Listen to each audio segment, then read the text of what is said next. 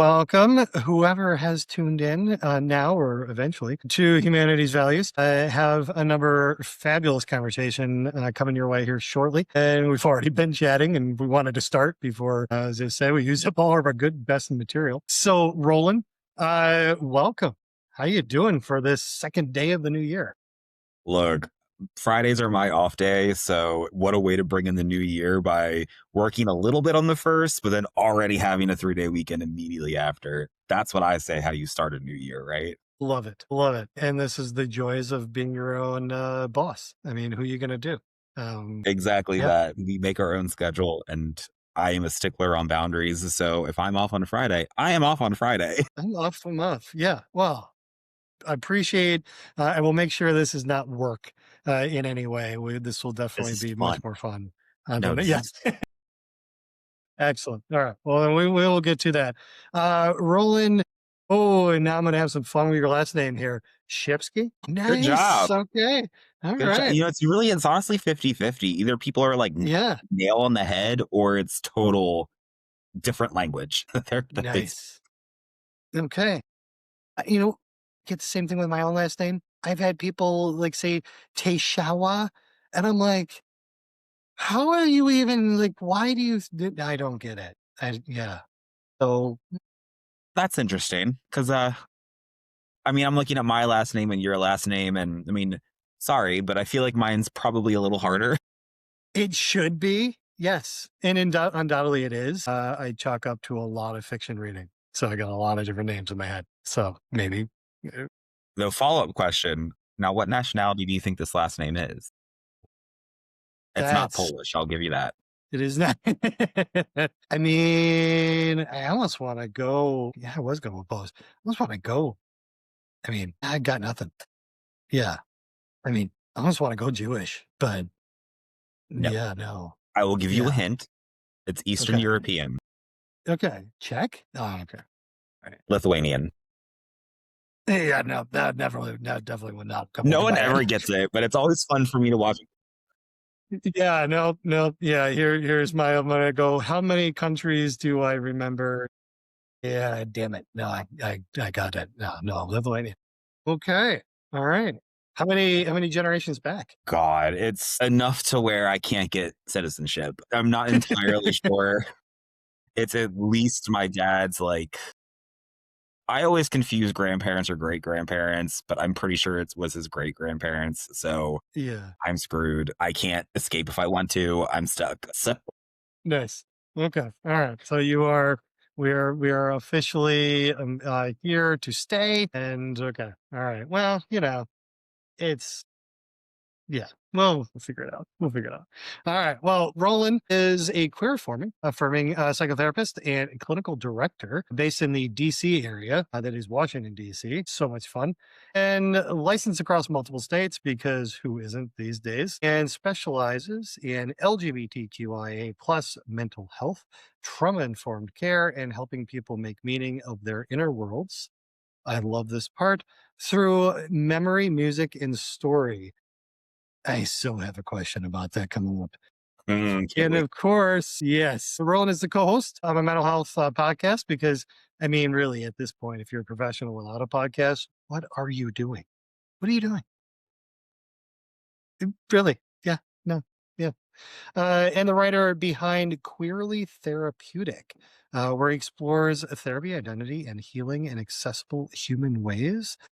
And of course, blending clinical depth with creativity, offering therapy and conversations that feel grounding. Roland, thank you for having this chat. I know we connected through a colleague of yours, and you came highly recommended after our conversation because he was like, you know what, you two get along, and I'm like, okay, this is gonna be fun. So yeah, welcome, welcome. Thank you It'll be very much for fun. having me. It's a pleasure Yeah. to be here. To echo something that we had said off camera, Yes. this is all about fun. So I am This is happy to all be about fun. with you today. Yeah, absolutely, absolutely. So, how long have you been practicing therapy? So I've been seeing clients for it's a new year now. So going on 6 years. Mm, okay. yay, the pandemic. 2020 is when I started seeing clients. Um, Definitely a interesting way to start, considering we all were required to go Right. telehealth. Yeah. Yeah, that was a interesting take on getting started and doing therapy and meeting clients, attempting to build rapport. I mean, it's fine. I still see people telehealth to this day, but when 98% of all your sessions are telehealth, it's like, wait, Mhm. doing. Um, Thankfully, it's the other way around now. Most of my people are in person, but yeah. So Okay. it's going on 6 years that I've been seeing clients. 6, okay, alright. So oh, yeah. Okay, so you had completed your internship and then got licensed and started seeing at the pandemic. Wow, okay, alright.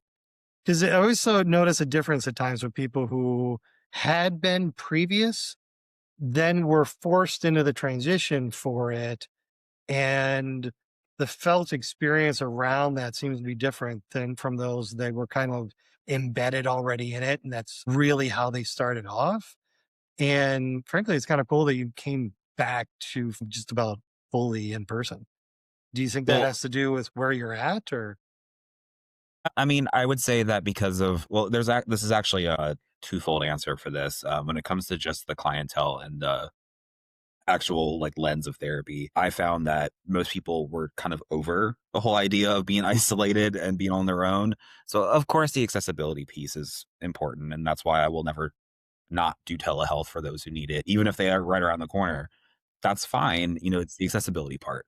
So that's perfectly fine. But people at this point, especially so many years now past the pandemic, there's that craving for connection and that craving for at least sharing space with somebody. And even though rapport can be built, whether it's via telehealth or in person, and I know this will sound a little woo woo, but there's an energy exchange when you're in person, and you really feed off of somebody so much better in person. And people are really craving that. So that in itself was really nice because not only did I crave it, but so did the client. So it was pretty easy to translate that back. But then also, I had spent a little over a decade prior to being a therapist working in healthcare, working in doctor's offices, being a medical assistant. So I was used to the hustle and bustle. I was used to being in the rooms with patients. I was used to, talking intimately with people. So even though it wasn't therapy, prior to the pandemic, I was very used to and really loved that face to face connection that I had with my patients from before. So that yeah. also was a nice, like, it made it easy to transition back into a in person thing versus telehealth because of that decade of experience. No. Okay. No, I get that. Because similar where I had worked in person in medical facility as well before, then went telehealth shortly before actually the pandemic hit, and haven't really gone back, largely due to geography. It's like most of my clients are a whole time zone away, so a little tricky to do it in person. At the same time, though, there is that you get that question quite often about what's the difference between that kind of remote and in person. And it's not that both can't be effective. There is something different, especially like, I mean, in your drawing to that, where around people's isolation, I mean, we're smack dab in the middle of, the former attorney general referring to it as the, crisis of loneliness. It's like, one can have criticism about what exactly that means, but I don't think anybody can be ignoring the fact that social connections are at a low ebb these days. So, yeah. And especially through a queer lens, too. I mean, Mm, particularly in the DMV, the queer community is very large and very intimate, very bustling, I guess is the word I want to use, is very right. bustling. Yeah. But then also just due to things that are currently going on, not for everyone, but for a lot of people, that too is another isolating factor. So again, while telehealth is great and makes things accessible, at the same time, there's that again camaraderie and community piece that also can come from a in-person session or in-person client versus the telehealth piece. And that's actually one thing that I've learned to really appreciate working within my community as someone who is also queer is that camaraderie and community piece. And the example that I give whenever I talk about this is we're like World Pride was just earlier this year here in the Mhm. DMV. And like I would sit down and I would be talking with my clients and I'd be telling all of them, hey, here's all the events I'm going to. Not because it's like a warning, not because I'm like, hey, come Sure. see me out. It's more of a, if you see me, no, you didn't. But also, like, I am part of this community I'm too. So, here. like, Yeah. let's both have our fun. And if we need to Mhm. debrief in a session, we can. But it's also that reminder that I'm also a person. I'm also part of the same community. When we talk about, hey, we want to be a practice and a group of clinicians who have that lived experience, it's not just because we're checking a box of being queer. There's also the lived Mhm. experience of events and social aspects and community that also allows us to have that lived experience. Mhm. No, 100%. Well, and that is the I mean, I'm old enough to remember the having, some of the initial training of the therapist and going through that kind of like there's still small vestiges of that psychodynamic distance involved. I mean, where there was, I mean, it was largely had gone on from that. I'm not that old, but there was still that element of it where, you were the professional, you were the expert. And while those terms still do have good meaning now, there was a quality of distance there that just seems increasingly and for good, I think largely good, some ill, but mostly good, to be going away. Like you're there. Like you're embedded. Like, come on, this is not. We don't. That whole work life separation kind of thing. Like there's a practicality to it. Off camera we talk about that balance. Like Friday you're off, but at the same time you don't stop being a person when you put on the cardigan and sit down for a conversation. Yeah, and that's a thing that I will tell all of my clients, like, in, like, intake in this first session when I'm like, "I don't know who the hell you are yet, but, like, I'm gonna just come out and say, I'm going to run into you out and about somewhere." I mean, I haven't with all of them, obviously, but, like, it's been in with enough of them where it's like, whether it's a grocery store, whether it's karaoke, yes, that has happened. Whether that is on the dance floor and I bump hips with somebody on accident and I turn around and it's a client, yes, that has Mhm. happened. Or Mhm. being out with a group of friends and deciding to take a shot at the bar, only to look over to another group of people and ironically taking a shot with a client from across the bar. And we both lock eyes like, oh no. So it happens. And like being able to be upfront about that and be just like, hey, yes, I know these places that you go to because I go there too. Yes, we will probably run into each other. No, I will not be leaving. Like typically you would learn in school or what's in the old textbooks where it's up to the clinician to like and run away. Yeah. Sorry, I'm Mhm. not doing that. Now, am I going to like No. sit next to you? No. I No. will attempt to Yeah. be across on the other end of the facility or wherever. But I'm Right. not giving up my life just because the client might be there. And I don't want the client to either. If they find out that I Mhm. frequent a place they do, I don't want them to stop going there either. Right. Yep. Nope. That's yeah. That is inter I can only imagine looking across and going, "How you doing?" Just that Yeah. the Yeah. It was the a next fun session would debrief be the next fascinating. session. Yeah, that would be that. Yeah. That's funny. Okay. Well, and so then it definitely, I mean, drawing that back into that being part of the like LGBTQI community, which itself is then smaller and more just together. I mean, especially given the last several years and the ongoing into the future here, that sense of community camaraderie, needing the connection. I mean, there is something about in the kind of minority culture, I would imagine that you are just simply going to run into more often than, and to be, I mean, aware of it. I mean, it's not evil. It's not bad. It's a recognition shit of like, hey, I'm going out and living my life too. Thank you very much. Right. How dare you have fun with your friends? You can't do that while I have fun with my friends. What are you You doing? awful. Yeah. No. Yeah. No. And this is. yeah, all of a sudden I got this idea of like therapists leave the office and, have to put on like a cloak, like some kind of weird Mord wraith or something like that. I'm like, what the hell? This is just ridiculous. Right. Let me just start screeching and like hissing at everyone. Perfect. Yeah. Yeah. Admittedly, we start walking, riding around on like black stallions. Sign me up. Like this works. You know. I mean, for the drama of it all, I will agree. Now, will I probably fall off said stallion? Yes. Oh, But you know hands what? down. I'm here for a story. So, Yes. Yes. Yes. It's like, what was it? A certain, I think it's medical doctorate graduates in England get a sword or something like that, and I'm like, why? How? Why can we not have that here? you know, I want to I've see been her thinking when I about like walk down. eventually one day doing my doctorate. Probably not. But the idea of doing one, if I do ever do one, it would be in England. Mm. That might push me over the That edge. that would I get a that'd be the sword. selling point. Well, sorry everybody. Has This to is my happen. resignation from this life. I am Yeah. leaving. Peace out. Mm. Going to England. It's like I get a shiny saber. Are you kidding me? This is yeah. Right. No. Yeah. What's You interesting though totally do too. the doctorate route.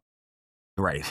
Yeah. Go What's ahead. interesting too, though, that despite the closeness of the community of the LGBTQIA Mm, plus community, we're also very segregated from each other, whether that's by choice, by politics, by differences in community or differences in how the world perceives different subparts of mhm, the LGBT community. What I've seen, especially now, is that there's definitely a divide between, and I won't go through the entire alphabet, but just for like the main four, I've certainly seen a divide between like gays, lesbians, bisexuals, and then transgender individuals, and then at all a lot of other communities as well. And I think that does just have to do with how certain groups are targeted more so than others. mm, It's almost like, well, some of you don't stick up for us, therefore we won't even be around your entire community. So especially right. when either me or any one of my colleagues at the collaborative, whenever we do something in the community, whether it's like a panel or like a tabling event, or if we're just like out and about as a group, or even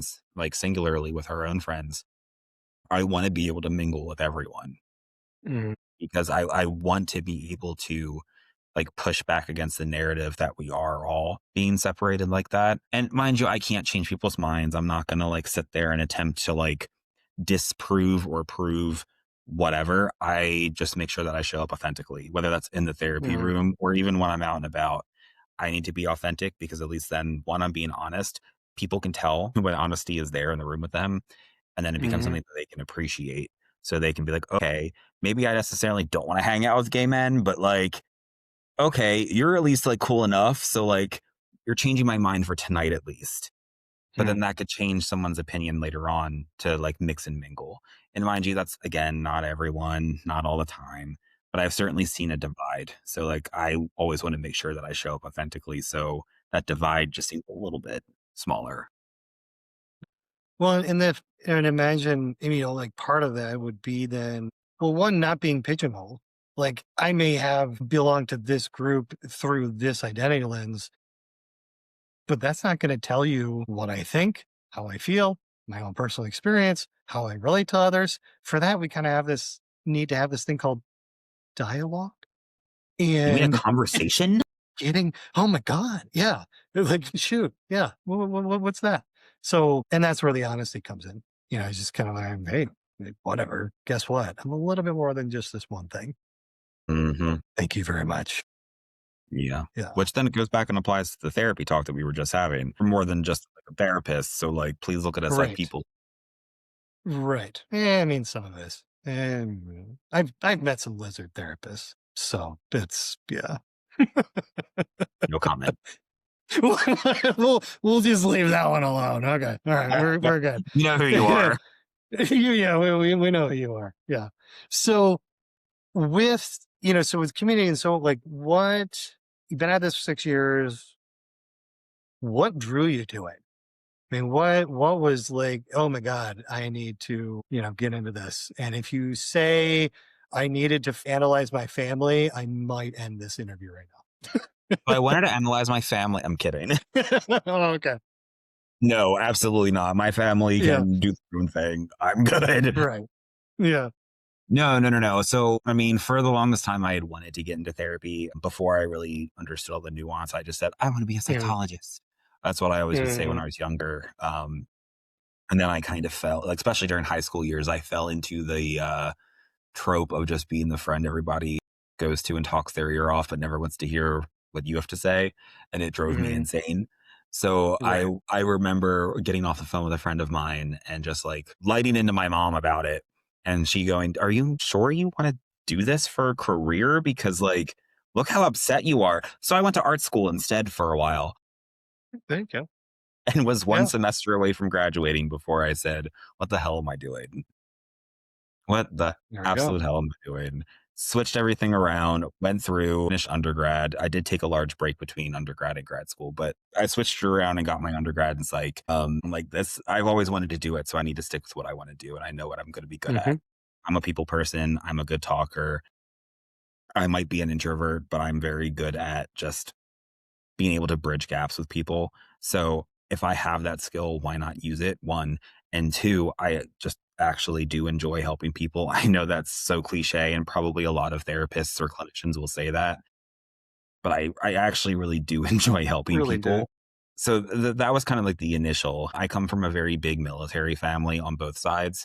I certainly wasn't like an army brat or anything. I grew up very stationary in the same house since I was born kind of thing, was all past everyone's time. But my entire family, pretty much on both sides, were very heavily military. So my initial reasoning for getting in was wanting to work with like PTSD vets. It didn't really pan out that way initially. It was kind of more like, oh my God, I need to see clients. So bring whatever you have and come on in. So I Right. kind of fell away from that. And actually, initially, I said, I don't want to be the gay therapist who sees gay clients. So I'm like, that's so Mhm. tropey. I don't want to do that. Yet here we are. It's Alright. like dream come true for me, Mhm. honestly. But I still do work with vets and active service members, queer vets and queer active service Yeah. members, actually, and their Nice. families. So that's like paying homage to that, giving back to my own community. And then I'm trauma stuff because who's not traumatized? And I do love Who's a good not? bit of Yeah. trauma. Yeah. Yeah. I mean, what else do we bond over? So, I mean, come on. Yeah. I'm going to leave that one alone. I'm going to leave that alone. Actually, I gave a presentation a while back around like who's trauma relationships, and it's like, well, how? Yeah, and the question was like, what relationships do you have that are not based on trauma? And you're like, what do you mean? There's another way to have a relationship other than through trauma bonding. It's just like this, not the best way to do things, but You mean you make yeah, relationships out of, like, love or understanding or, like, being happy? I thought that was just stories and rom-coms. What do you mean? yeah, yeah, yeah. It can happen. It is quite possible. Yeah, yeah. It doesn't happen on TikTok, Color me but surprised. yeah, but elsewise it can. So when that's it. Okay, so with military, with that, what? So you, from what I gather, though, you coming back to that description of like you using music and art and so on. So do you find yourself then using some of that the undergraduate art stuff and kind of bringing it in? I mean, do you refer to yourself as an art therapist No. or okay, no, No, yeah, no, all right, I need to give all right, credit where credit is due. Art therapists mm-hmm, are their own track and their own thing, and I have the utmost respect for art therapists and what they need to do and go through because it's like, mm-hmm, I mean, I don't know for sure, but I had a colleague who was a art therapy resident not long ago, and it just seemed like they had like double the amount that I had to do as just your like air quotes standard mm-hmm. LPC. So no, I will never claim to be an art therapist or even a music Okay. therapist because that's a whole nother certification too. I just use primarily music, but whether it's music or narrative like writing poetry, Mhm, sometimes art, usually actually not the art stuff. It's more like artsy fartsy adjacent stuff, maybe, but not actually like drawing or painting. mhm. But I more so use that as like more of a mirror to inner self versus the actual art. Which I know art therapists can frame it that way too sometimes. But again, not an art therapist, will It's not a claim to be little one. yeah, right, right, right. What do you find then that is unique around touching people and working with them in that way? like that focus on the creativity, especially just because it's so easy to get very cerebral. Speaking as very much intellectualizer and having many years of working through that, but it's just like, what do you find people resonating with that and finding going, oh my God, you mean I can actually have a little bit of fun with therapy and explore things a little differently? So, and that's the thing that I actually really enjoy the most is the having fun or injecting fun into therapy. Because, like, obviously, let's talk about your deepest, darkest trauma is not going to be fun. So I'm Right. not like, let's make this trauma talk fun. No, but it is nice to be able to have those tools because really that's what it turns into is a tool to use, not only to either pull yourself out of maybe a trauma spiral or a depressive spiral, but it's also that idea of, oh, this is a playlist around my grief that I'm still holding. So this allows me to, call on it and feel it and not just shove it down and compartmentalize it because that's the habit that I've created.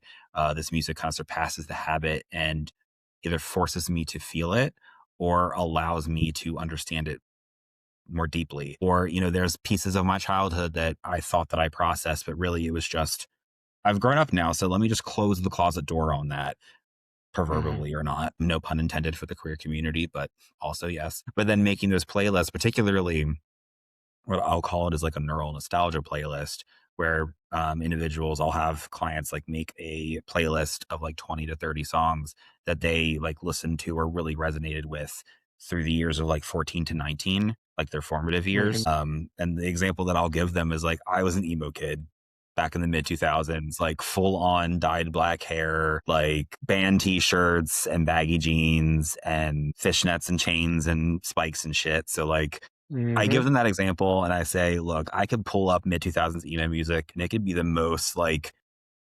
problematic, like, are you okay kind of music. And Uh-huh.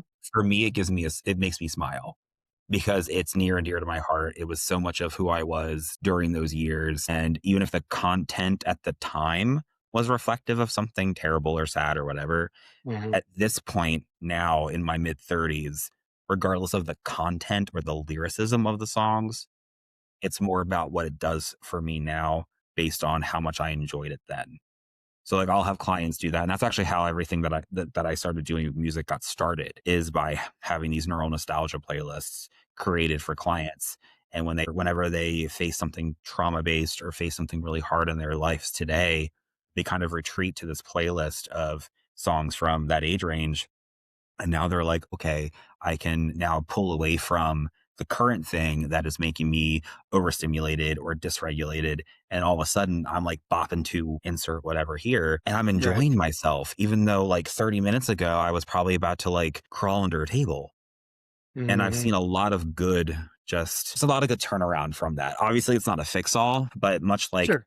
box breathing or like five senses or whatever, it's a tool, but Yeah. this is a very much more of a personable, not an et al sort of tool. It is very much Hmm. a Roland tool, a David tool, a whoever tool Right. that's very specific. Okay. Are there, now I guess one, love music. So it's always been, and I'm an unashamed Nickelback fan. So, it is used to say that I could pick one of their songs from almost every relationship I'd been in, previous to marriage. And it was just like, take that as you will. And, the whole, like, do you find themes at times that people pick and why do they have to center around Taylor Swift? Yeah. Okay, that was a shot at me because my playlist does a Taylor Swift thing. So, Nice. Nice. It okay, has it has to be. It really it has to be. Yeah. Yeah. so I think I'll be the one ending this early. No, I'm kidding.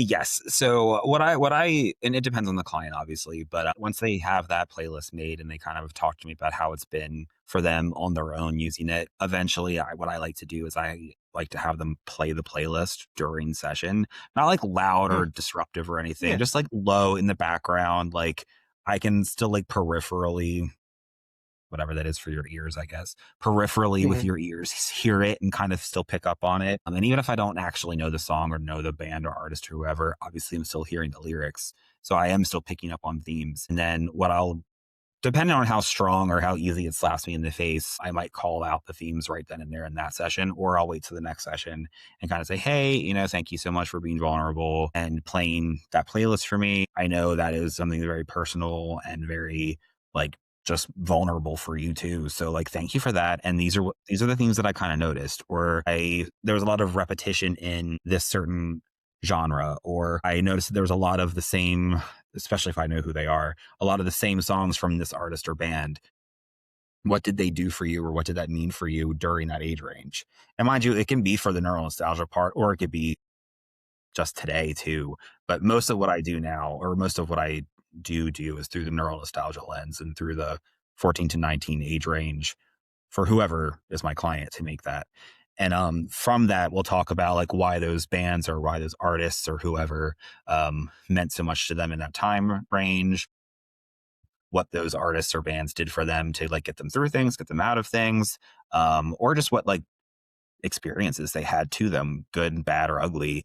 Did you go to a lot of house parties that would play this? Did you like speed down a highway in the middle of the night? Don't recommend, don't do that, people. But did you still like go down a highway high speed in the middle of the night, blaring songs with friends? And that's what that represents to you. Like, I want to know that, because that then not only builds rapport because they're talking about these intimate, really fun things, or sometimes sad or ugly things, but they're talking about this. So not only does it create rapport and this intimacy within the client space, but then it also allows me to see what's shaped them and then what perhaps is perpetuated or evolved from then to now. Love it. Well, and that's the power of, I mean, I largely come from an act, someone who's come from a therapy background, but narrative and the means of how we construct, how we view things and so on is so important to that. Can imagine, especially that neural nostalgia thing is fascinating, because imagine people going, here's what it meant, and I can hold that space while at the same time holding the space for what it means to me now.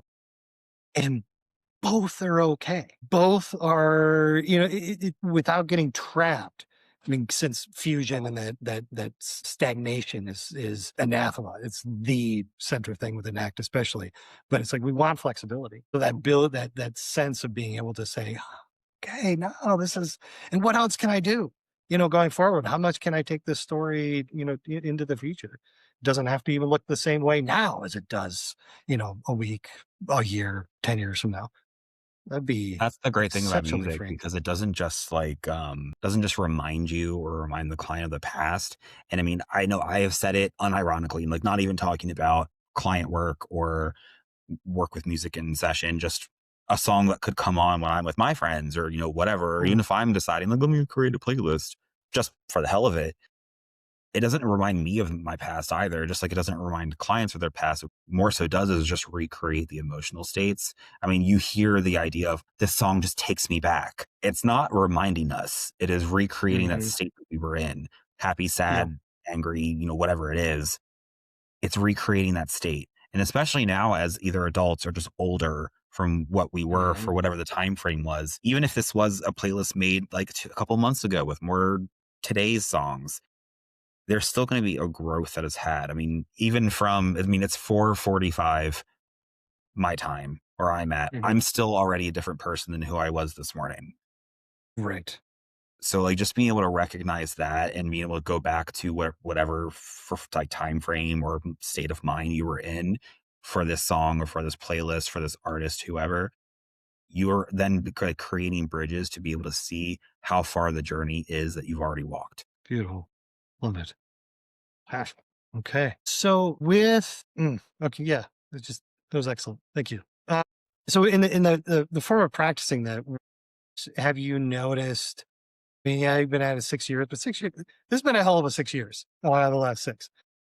So, and even before working with medical centers, do you notice anything change? What do in how you may practice or what people are showing up with? What's been kind of some shifts perhaps that you've noticed? So I'll talk about a shift that I do think we're finally shifting away from again. But for the longest time, I feel like because of the pandemic, because of the separation, the isolation, the telehealth of it all across multiple disciplines, not just within therapy, it really did have people either become more hands off or just like default be distant.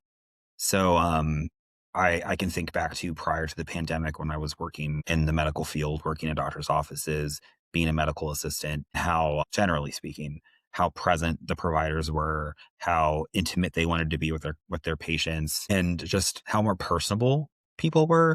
And then I would say probably 2021, 22, even 2023, those 2 to 3 years, I really saw a difference, not only in just new people that I was meeting, regardless of profession, but even people that I knew prior.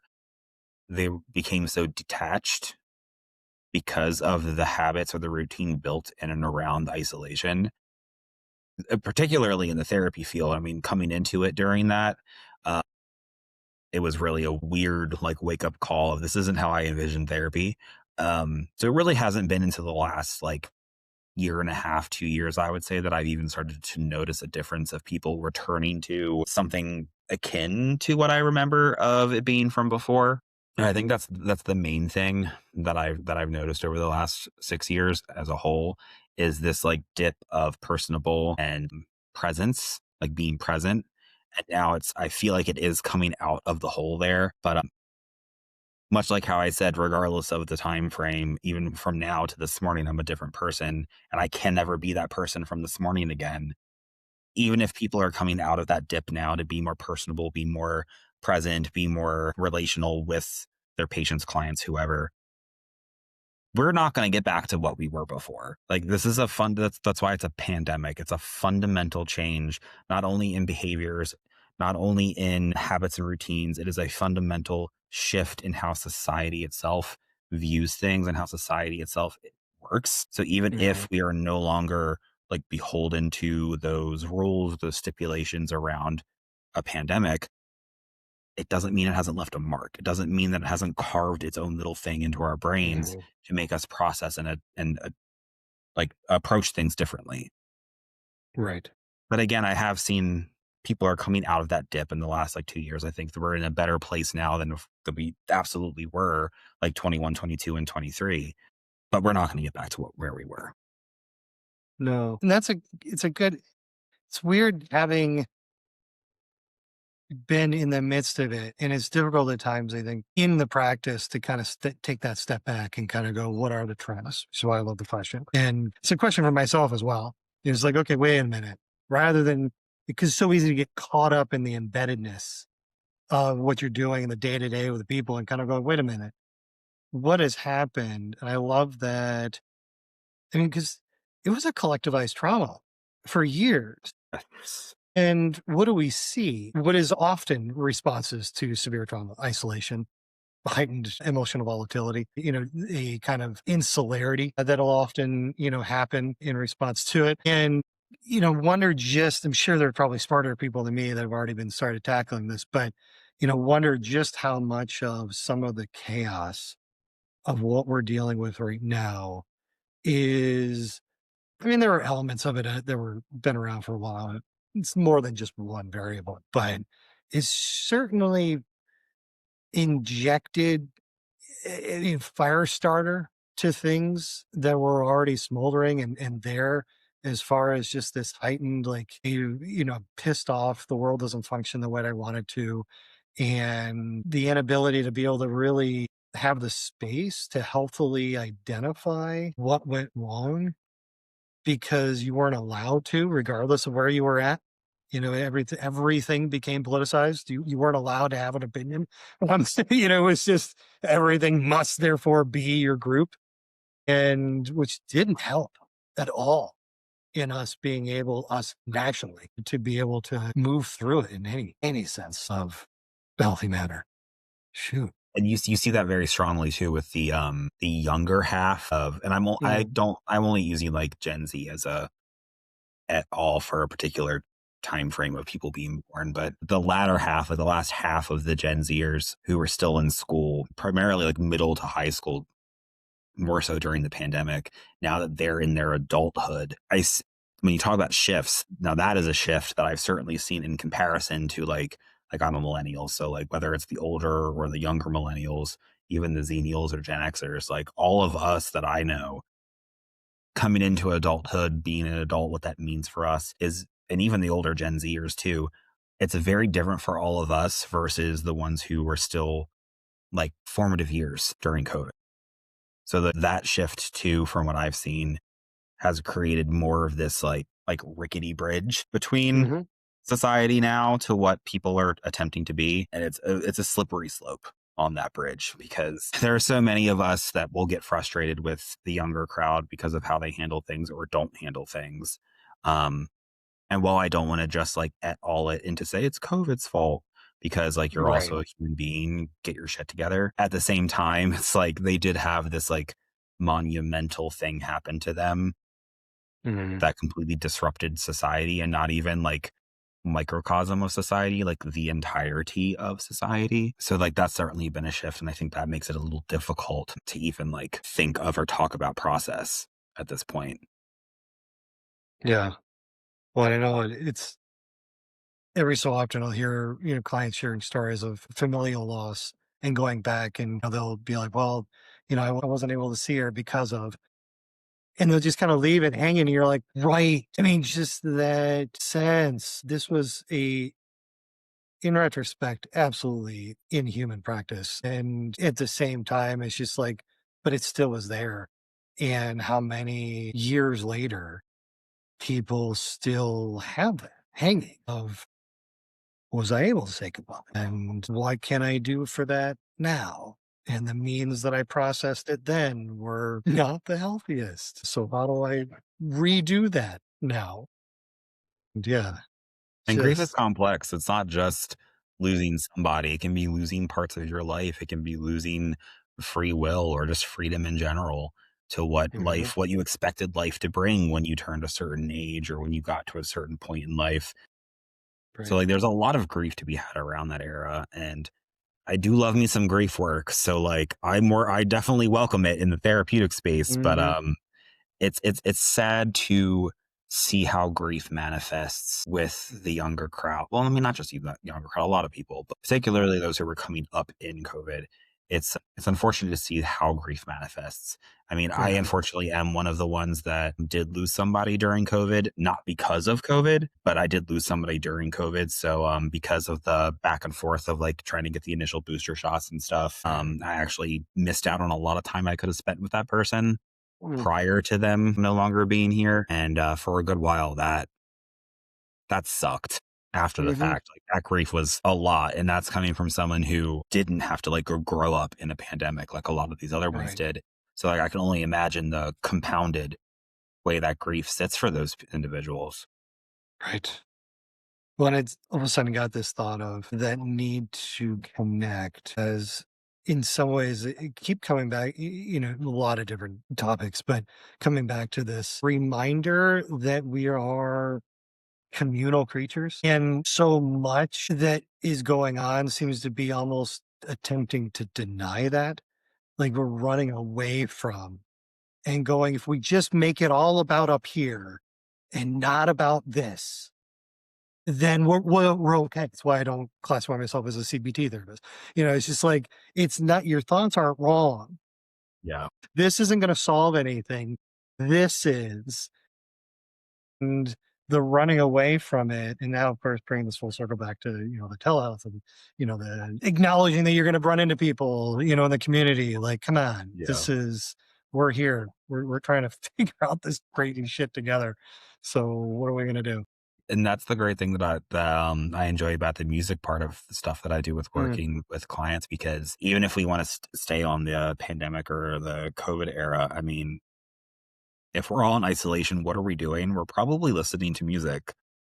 mhm, So, like, I've certainly seen plenty of clients who have used their COVID playlists as a right. bridge back to who they were then, and then Mhm, realizing or recognizing the things that they've gained, good, bad, or ugly, that they now hold with them during that time frame because of how that playlist takes them back. right. Again, we don't just relive our past, where we recreate the Mhm, emotional state. And I yeah. mean, and the thing with music too, I mean, what's the Are you going there's like for aural? there's like the I always auditory. mispronounce it.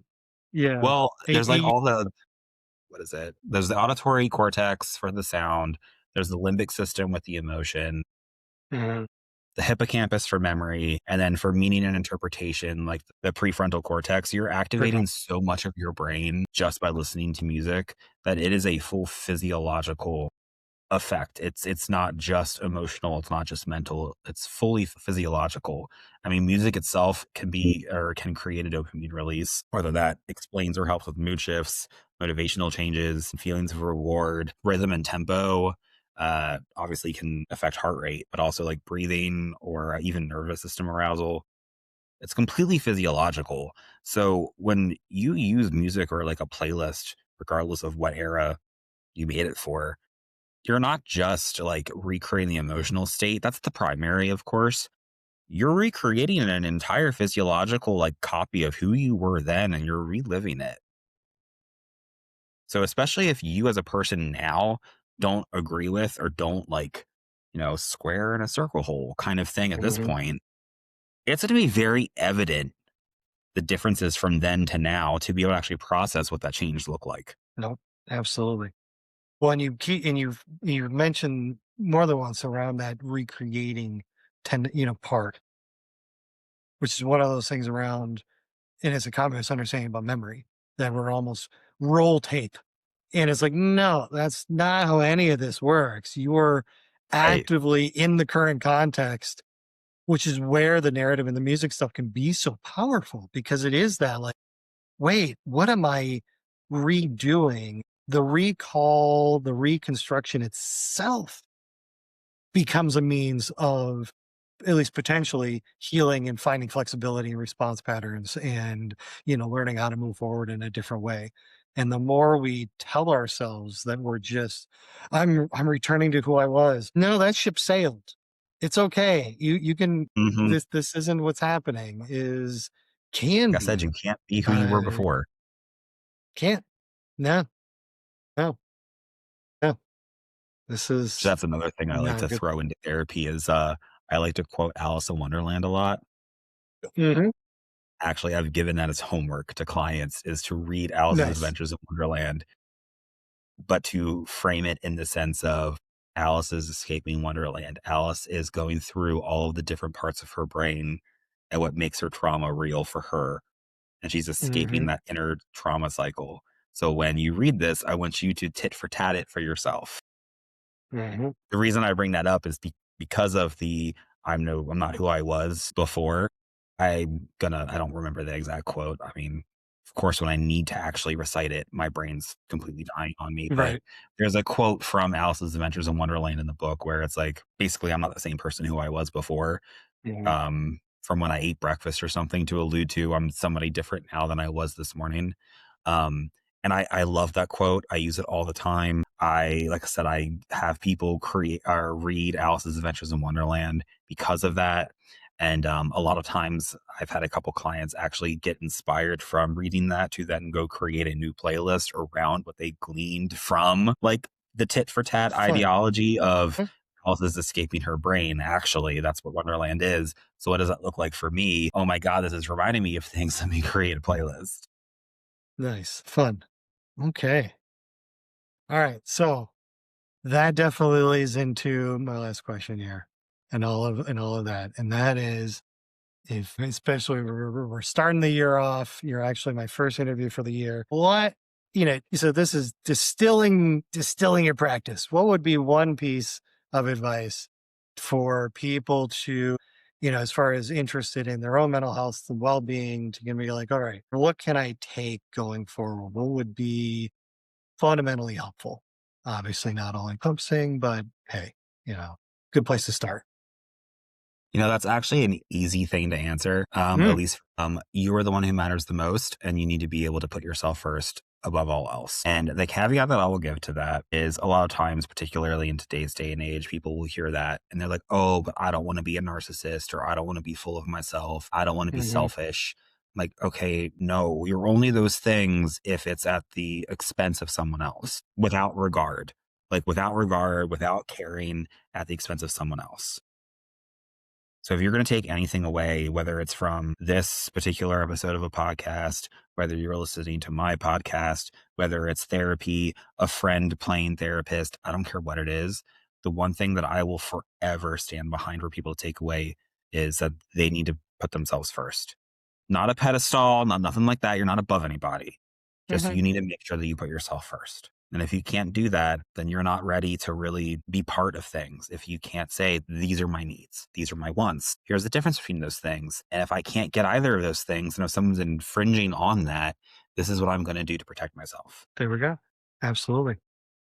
Easy Definitely. answer. Nope, love it, love it. Well, then speaking of listening to podcasts and so on, where can I mean, obviously, I will put all your links and contact information, including home address and everything on the, Great. on the site here for this. But where can people find you?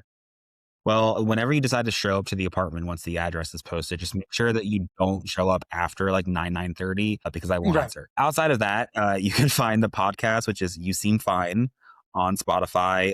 We're on a couple other things too, like iHeartRadio and then other ones, but the primary one that we use is Spotify. That's probably the easiest one to find the podcast on. And again, that's You Seem Fine. It's myself and my colleague Hannah Shahabi. We went through grad school together. I love that bitch. Can I say? I'm You're sorry. good. You're I love her. She's amazing. I cannot speak highly enough about Hannah. She is one of my best friends. She is yeah, an amazing therapist. And I'm not just saying that because we do shit together. I truly yeah. think that she makes the world a better place through therapies. Whether Nice. it's you're seeking a therapist and you want to go see her, or you just want to hear the two of us be silly together, Mhm. go listen to You Seem Fine. Yeah. And then also, of course, if you feel like reading my lovely hot takes through my blog, you can of course find that on Substack. And that is Mhm. queerly therapeutic on Substack, which I probably should post a new blog because it's probably been about 3 or 4 weeks. But we'll blame the holidays on that. Yeah, we'll do that. Yeah, yeah, you and me both actually need to, yeah, get off my ass and write one. So awesome.